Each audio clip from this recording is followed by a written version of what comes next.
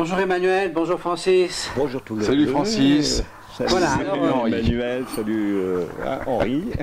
Aujourd'hui, nous recevons Francis Le Poisat. Francis, nous nous connaissons depuis 1 an à peu près. On s'est rencontrés il y a 1 an. Francis avait eu l'amabilité de nous recevoir et de nous faire part de son expérience, de ce qu'il sait. Et ça a eu un très grand retentissement. Ensuite, Francis a écrit dans notre blog régulièrement. Nous nous sommes un peu intellectuellement rapprochés et nous avons appris beaucoup de choses. Et on a l'intention, on a eu le désir de faire un petit bilan. Alors, donc, ce petit bilan, je vais commencer par poser la première question. Alors, voilà, nous, avec Emmanuel, nous pensons que la comptabilité de chaque entreprise est quelque chose de tellement personnel que c'est un peu comme une empreinte digitale. C'est-à-dire que chaque entreprise, même dans le même secteur, a une comptabilité qui est liée à sa trésorerie, qui est liée aux ambitions du patron, à la manière dont il a organisé son entreprise. Voilà, hein, c'est très particulier. Hein.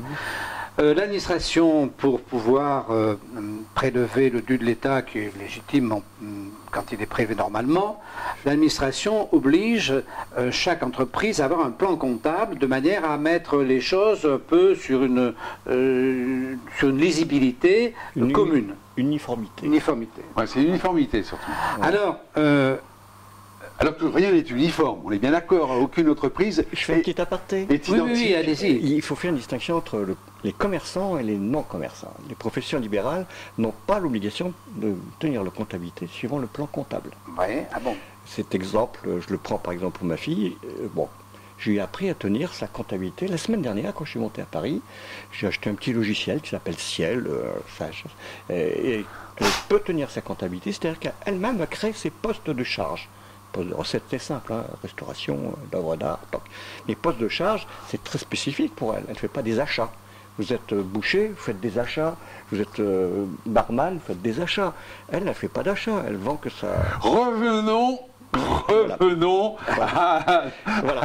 au cœur du sujet. Les comptabilités sont effectivement très spécifiques. Voilà. Alors, donc, ma question, les comptabilités sont très spécifiques, c'est bien ce qu'on disait.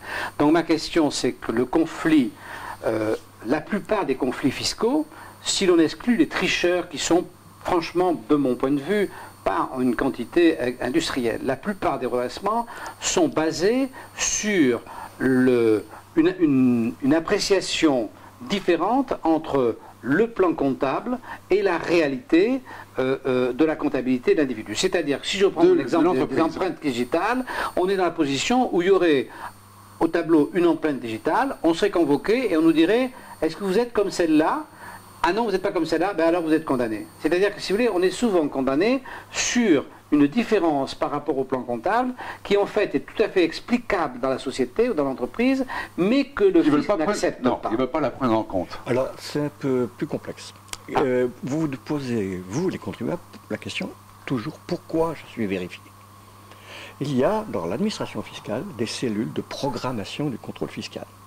Ces cellules de programmation du contrôle fiscal, elles prennent vos liasses fiscales, qui sont le reflet de la tenue de votre comptabilité, et pour peu que votre comptable soit plus ou moins performant, je suis désolé, un expert comptable, hélas, j'en ai eu un exemple encore hier, on ne va pas tergiverser, suivant qu'il est plus ou moins compétent, eh bien, il va présenter une liasse fiscale qui va attirer l'attention ou pas sur l'administration et qui va générer le contrôle.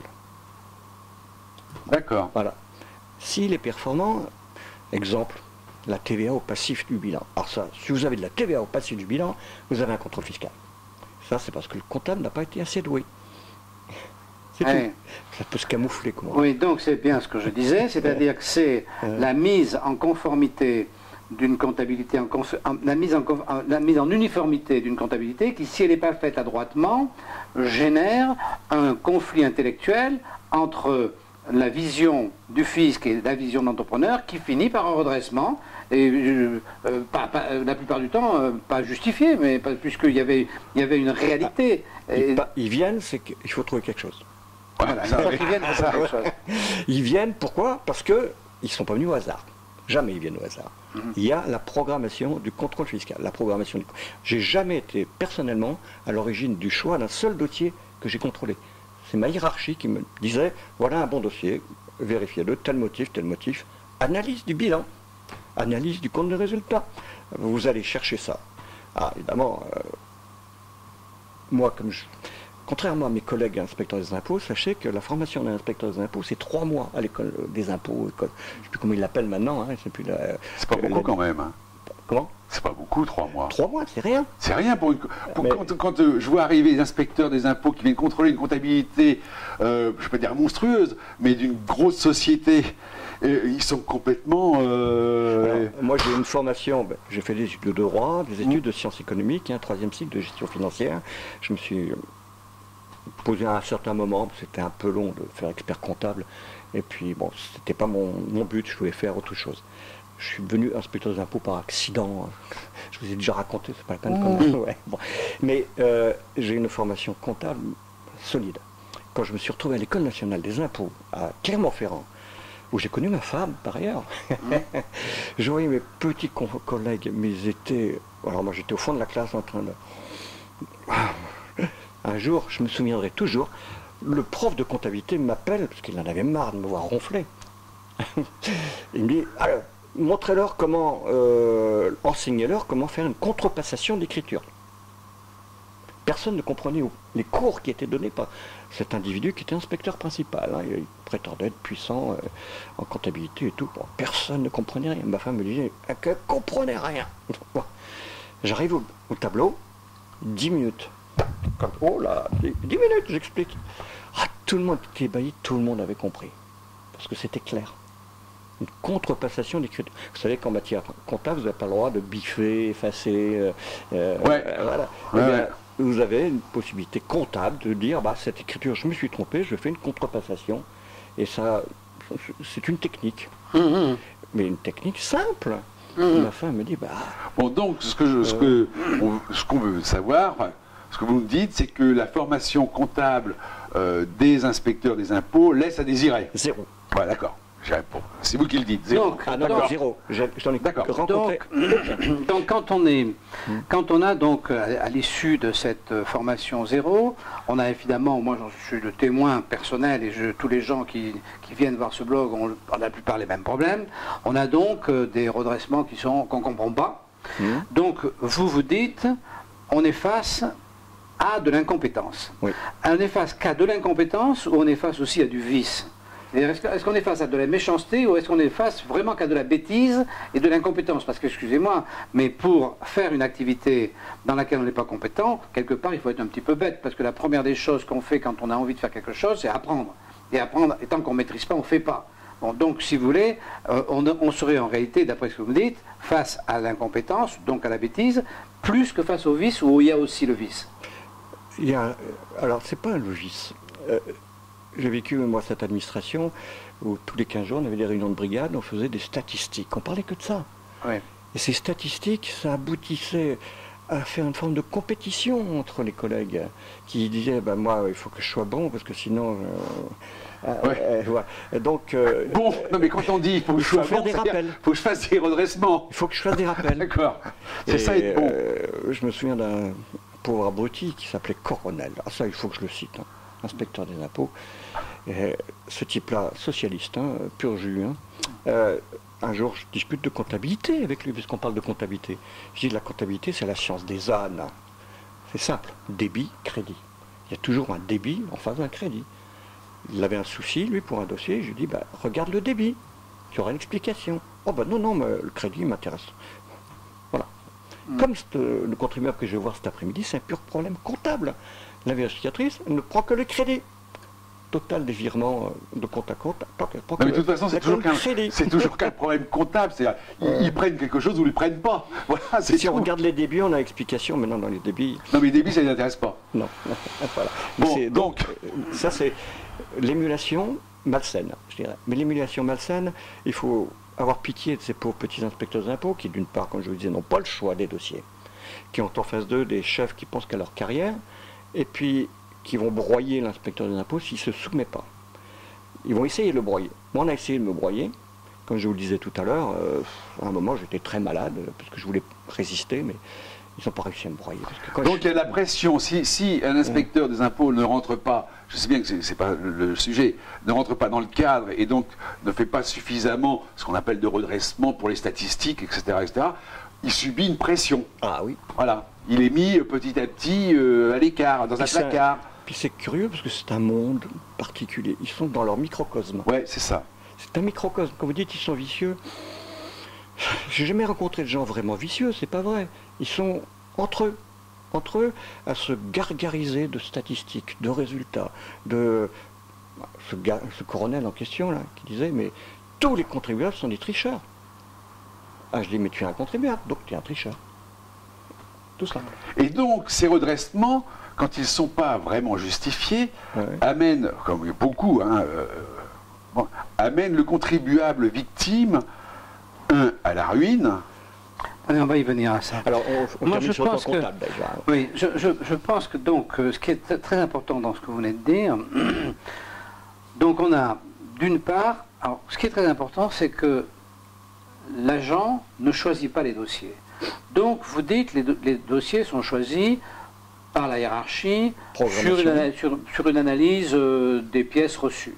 Mais est-ce qu'ils ne peuvent pas aussi, puisqu'ils sont choisis sans que l'agent ne sache, est-ce qu'ils ne peuvent pas être choisis arbitrairement? Est-ce que tout d'un coup, est-ce qu'il y a des dossiers choisis arbitrairement? Alors, il y a effectivement dans la programmation du contrôle fiscal parfois des informations qui arrivent auprès de l'administration, comme par exemple un dossier que j'ai à Paris, il y a eu des perquisitions domiciliaires parce qu'il y a eu une dénonciation de salariés à l'origine pour du travail dissimulé. C'est pas la même chose que du travail clandestin, c'est-à-dire une partie des salaires qui était pas déclarée, qui était comme ça, quoi, au black.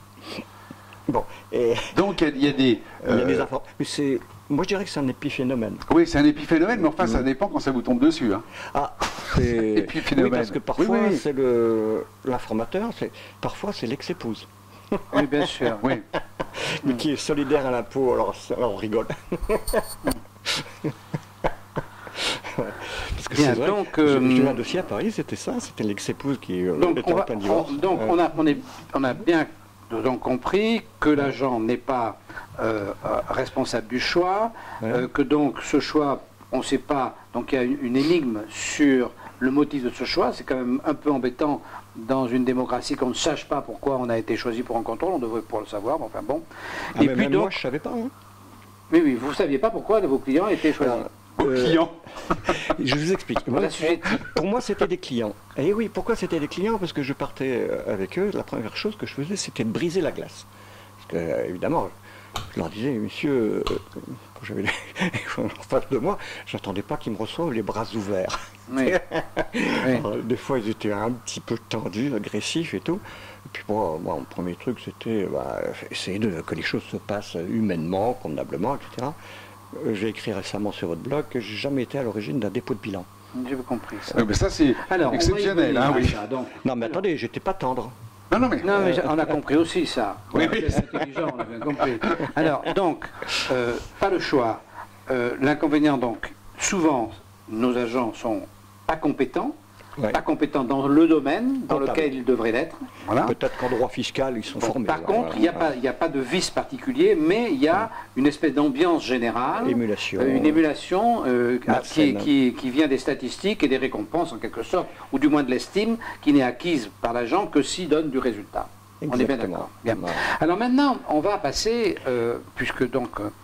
mais pour la comptabilité, encore une fois, ce qui est important, c'est effectivement la présentation comptable qui est faite des résultats par les sociétés dans leur liasse fiscale qui directement... qui a directement pour origine la tenue de la comptabilité par l'expert comptable. Moi, j'ai vu de nombreuses vérifications de comptabilité qu'on m'a données et qui ont été occasionnées par une mauvaise présentation des résultats comptables par l'expert comptable. Oui, ça je le comprends très bien. Ça aurait été présenté correctement, je me souviens... Il passait à travers le filtre. C'est ça que je veux dire. Voilà. À quoi ça tient? Mais pourquoi? Parce que l'expert comptable ne tenait pas la comptabilité en fonction de l'entreprise. Il faisait, comme vous dites, une uniformité de la saisie. Lui aussi, alors que le vrai expert comptable, il doit dire que fait cette entreprise. C'est de l'achat-revente. de la prestation de service. Le plan comptable, il est général, mais on l'adapte à chaque spécificité. On a bien compris ça. Et on a bien compris ça. Regrouper, par exemple, j'ai un dossier... Le plan comptable est général. Ouais. C'était le début de ma question quand même. Hein. Le plan comptable est général. Les comptabilités sont tout à fait spécifiques. Et l'adéquation entre les deux est très difficile. Et c'est celle qui génère d'abord le contrôle. Et donc automatiquement, après le redressement, puisqu'il n'y a pas de contrôle sans redressement. Exactement. Si. On dit qu'il y en a...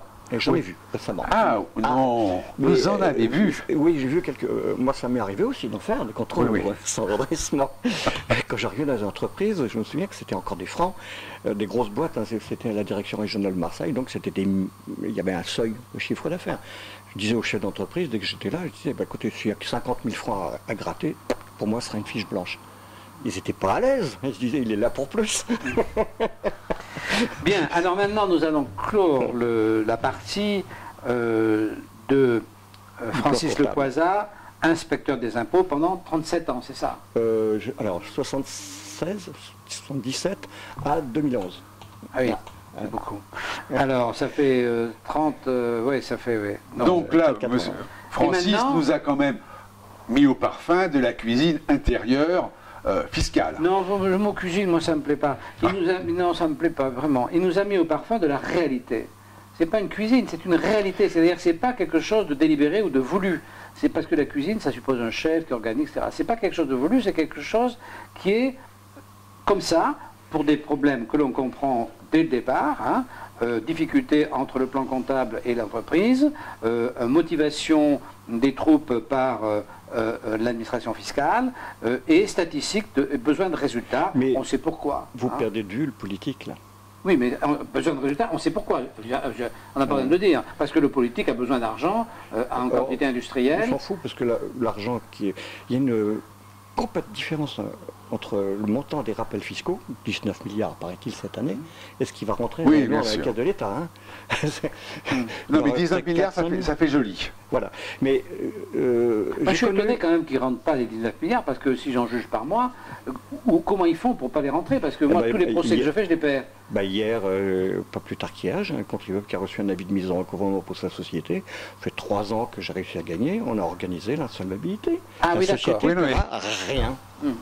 Bon, moi, par contre, ils m'ont tout pris, hein, c'est différent. Oui, mais ils ont tout pris, mais ça fait naïf. Ils ont tout pris, ils vous ont tout pris, mais ça n'a pas payé la facture. Ah non, non, non. C'est ça que veut dire Francis. C'est-à-dire que s'ils font un redressement de 10 millions, par exemple, quand ils ont ratiboisé l'individu, ils en ont récupéré 3, il y a 7 qui touchent jamais. C'est ça que vous voulez dire. Alors, historiquement, moi je vais un peu plus loin, j'ai connu l'administration fiscale de nombreuses années, comme vous dites. Hein. Je l'ai connu avec différents présidents de la République, différents ministres du budget, même Mitterrand. Est-ce qu'il était président en 2007? Je ne sais plus. Enfin, toujours est-il qu'en 2007, il y a eu une loi qui s'appelle la loi Icardi, qui a donné aux contribuables les garanties qu'on connaît actuellement. Il n'y a pas beaucoup de garanties supplémentaires qui lui étaient accordées depuis 2007. Mais c'était des garanties phénoménales par rapport à ce qui se pratiquait avant.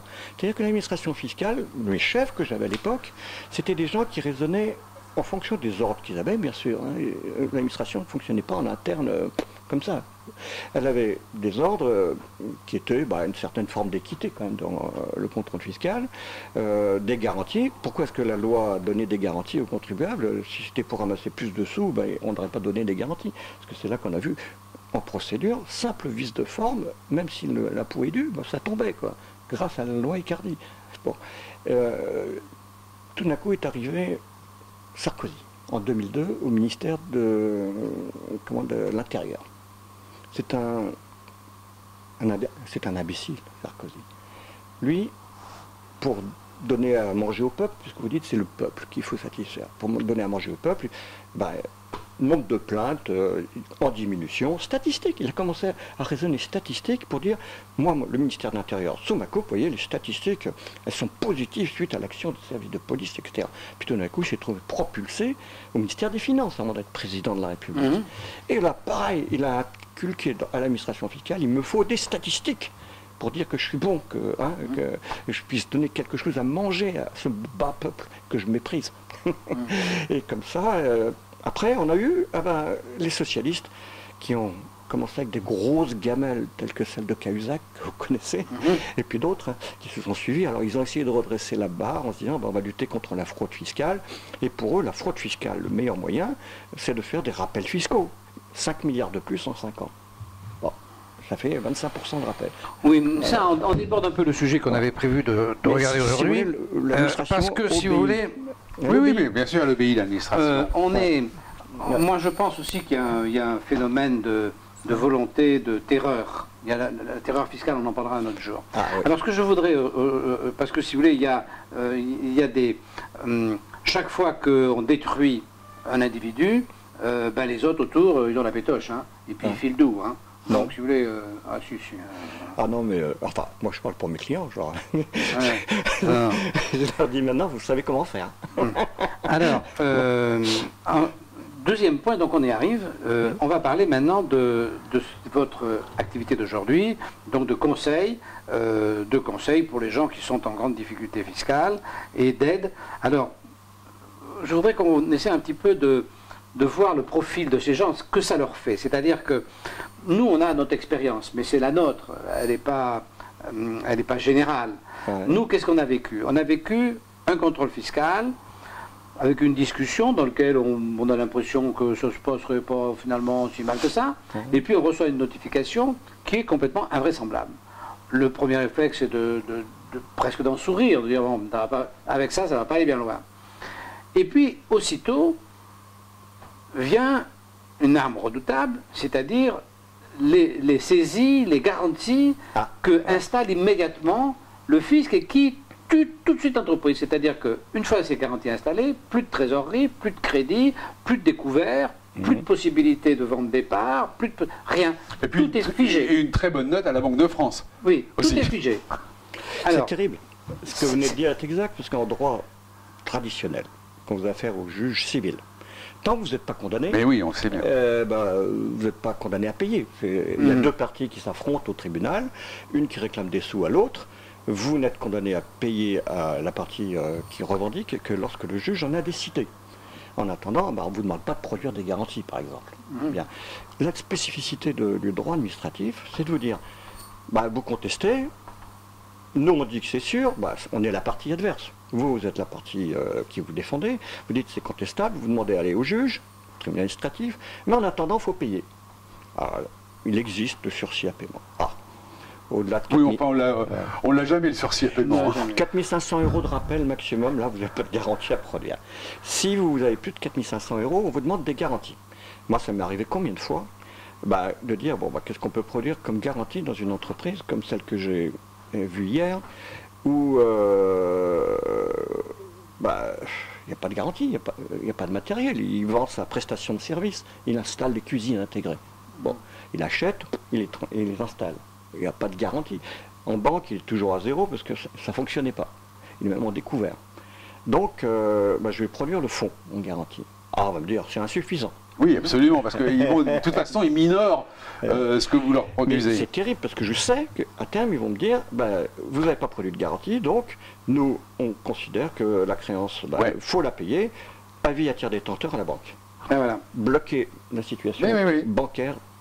Parce que moi, je me souviens quand j'ai eu mon redressement que j'ai contesté, et il a fallu que je produise pour cette somme faramineuse qu'il me demandait, et il trouvait que la locomotive valait rien. La conséquence de tout cela, maintenant vous la voyez du côté de celui qui souffre. Alors nous, on commence nous à avoir des personnes qui viennent nous expliquer, mais la conséquence elle est désastreuse, c'est-à-dire qu'on voit nous des gens qui sont d'abord au bord du suicide. Certains déclenchent des cancers, des maladies lourdes, des infarctus, ça fait des choses lourdes. Suicide, je suis un peu sceptique, ça arrive. Mais ce qui est plus sûr, c'est que c'est la santé qui est prouvée. Hier, j'ai été voir mon médecin qui gagne bien sa vie pour ma santé, pendant tous les 3 mois. Parce que moi, je suis, comme vous disiez tout à l'heure, je suis un cardiaque depuis l'âge de 24 ans. Ah bon. J'étais appelé au service militaire après mon sursis, je me suis retrouvé à l'armée. Je faisais du sport pourtant, je faisais de la vie. Francis, voilà. Retournons. Voilà, 27-16 de tension. Vous imaginez combien? 27-16. Mais c'est beaucoup ça. Ah oui, alors mon capitaine qui me dit, on ne veut pas de cardiaque ici. Hein. 27, c'est beaucoup. Bon, continuez, Henri, s'il vous plaît. Donc cette souffrance, elle est quand même, je dirais, systématique. Il n'y a pas un seul redressé à qui ça ne fasse pas un impact lourd. Alors, je veux dire, alors, on a donc 50 000 redressements par an, c'est ça, à peu près. Alors, il y a 50 000 contrôles par an, à peu près, de comptabilité. Il y a à peu près 5 à 600 000, parce qu'il faut savoir que le contrôle fiscal, c'est du contrôle sur pièce, c'est monsieur tout le monde. Frais réels, je sais pas moi, une pension alimentaire, tout ce qui attire l'attention de l'administration fiscale. Il faut remplissez une déclaration de revenus. Ça va attirer l'attention de l'administration fiscale qui va vous demander. Et puis évidemment, qui va toujours vous rejeter. Si vous posez des questions, c'est que vous avez déjà la réponse avant même. 600 000 personnes, tous les ans, qui passent au moulin, voilà. Qui sont des petites gens. Donc 50 000 entreprises. Donc c'est 600 000 personnes. Et 5 000 personnes qui font l'objet d'une situation fiscale personnelle, à peu près. Hein. Bon, ils sont en train d'augmenter le chiffre. Là. Donc ces gens ont tous un choc, ont tous, alors plus ou moins puissants selon d'abord selon la somme, mais aussi selon la somme par rapport à eux-mêmes. Parce que ça peut, le choc peut être terrible si c'est 2 000 € pour quelqu'un qui gagne le SMIC. Bah bon, donc il y a un problème d'échelle. Hein. Bien sûr. Donc cette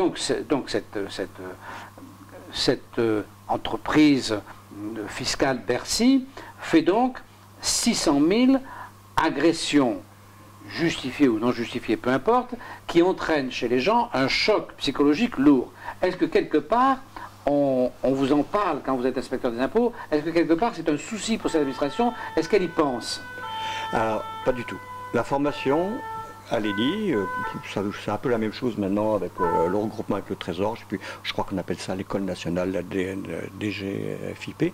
Il n'y a pas une seule heure de formation déontologique. Si, je me souviens d'une seule heure que j'ai eue, moi, c'était de ne pas se prêter à la concussion. Ça m'avait marqué. Oui. Ça m'avait marqué, parce que c'était ma mentalité, moi. Rappeler un impôt indu, bah oui, mais attendez, pourquoi est-ce qu'on a besoin de me dire qu'il ne faut pas rappeler un impôt indu? Bon, moi j'en ai vu des tas, et je le vois actuellement, des impôts artificiels qui sont rappelés, comme tout à l'heure, là, quand je vous parlais de revenus de capitaux qui ne sont pas encaissés, qui sont taxés. Bah, c'est bien. Francis, on va donc quitter nos amis, là, parce qu'on ne peut pas prendre toute la journée. Donc on se résume rapidement. Il y a donc un hiatus entre nos propres comptabilités et puis l'interprétation que peut en faire le fisc à partir de l'uniformité. Là arrivent des gens dont la compétence est la plupart du temps nulle, ce qui débouche sur un redressement qui est quasiment obligatoire puisqu'il y a une espèce d'émulation par la statistique qu'il faut qu'il y ait un redressement, et ça génère donc ensuite une situation conflictuelle qui fait que les gens ont une souffrance terrible, laquelle souffrance non seulement n'est pas inclus dans la pensée philosophique et humaine de cette administration, mais en plus est mis en avant comme étant une souffrance juste qui finalement est faite au bénéfice de la France. Parce que dans le fond, c'est ça, on nous raconte qu'il faut... Je voudrais conclure sur ce point, c'est que au début c'était très dur pour moi, quand je me suis retrouvé en sortant de la fac, j'étais un gauchiste. Hein. Mon beau-père qui me disait, t'es un gauchiste. J'ai fait 68. Oui. Et quand j'arrivais dans les entreprises, moi j'ai fait des sciences éco. Donc, je voulais rentrer dans le milieu des entreprises. Je ne me voyais pas agresser les entreprises. J'étais formé pour travailler pour les entreprises. Et puis j'arrivais dans les entreprises, j'avais les tripes nouées quand même.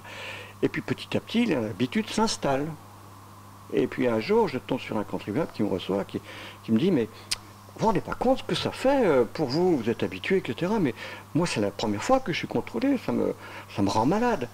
Alors je me suis dit, c'est vrai, là, je parle technique, tout ça, je suis complètement inhumain. Et je me suis dit, mais il faut peut-être que je change mon attitude.